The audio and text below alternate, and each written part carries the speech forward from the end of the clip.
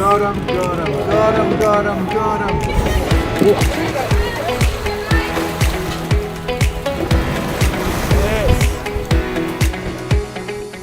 My name is Lloyd Edwards. I'm the owner, skipper and guide of Raggy Charters, and I also run the Baywatch Marine Conservation Project, which was started 30 years ago and is probably the oldest privately funded marine conservation project in Africa.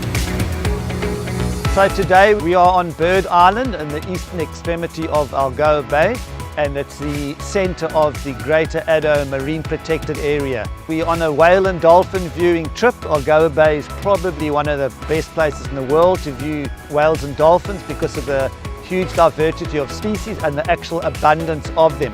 Algoa Bay is also known as the bottlenose dolphin capital of the world, and we have about 28,500 dolphins that use the bay. So finding dolphins in our bay is a 99% hit rate. I'm Purity Kosa and I'm a marine tour guide with Raggy Charters. So we see a lot of cetaceans, for example the Indo-Pacific bottlenose dolphins. We also see a lot of migratory whales and penguins. In June 2021, Algoa Bay became the second site in South Africa to be awarded Whale Heritage Site status, a global accreditation scheme for responsible wildlife-friendly tourism experiences developed by the World Cetacean Alliance and supported by World Animal Protection. The Whale Heritage Site initiative is really, well, it's a certification programme, that's the first thing we should say, but it's about sites, it's about destinations, and it's really about responsible tourism, and particularly responsible, sustainable whale and dolphin watching tourism. We call it the gold standard for global whale watching. If you go to a Whale Heritage Site, you can be sure that the trip that you would take to see these animals really puts the animals first. It puts their welfare and their conservation first, and that is a wonderful thing.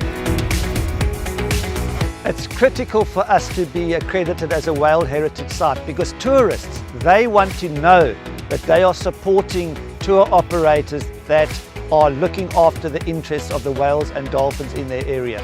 When they're with us, they can see that we've built up an amazing amount of knowledge in the last 24 years. They can feel our passion.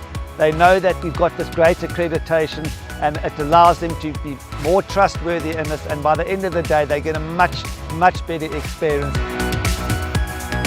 We view Whale Heritage Sites as the future for whale and dolphin tourism, really.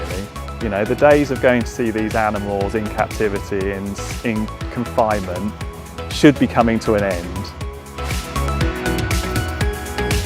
Captive whales and dolphins spend their entire lives in small barren tanks, performing unnatural and demeaning tricks in exchange for food. Dolphins are intelligent wild animals, and so their confinement and use in entertainment is highly unethical. You're going to learn nothing about these animals in a tank. You're not seeing them behaving normally, you're not seeing the environment that they live in. Instead, why not go to a Whale Heritage Site where the people really care about these animals, and that is obvious. We know that the years of having dolphins and other cetacean species and things in captivity is becoming a thing of the past, and we're progressing. Why not come and see them in a natural habitat that is not manufactured by training? The difference between seeing a whale and a dolphin in captivity and in the wild is absolutely huge. When you see it in the wild, you see it at work in its natural day, interacting with each other, fighting with each other, playing with each other, surfing the waves. It's incredible to see the speed at which they can move. They're so alive, they're so intelligent, they're so in tune with nature. I like watching the visitors because to see the expression on their faces is absolutely incredible. And with dolphins, they just never get tired of them.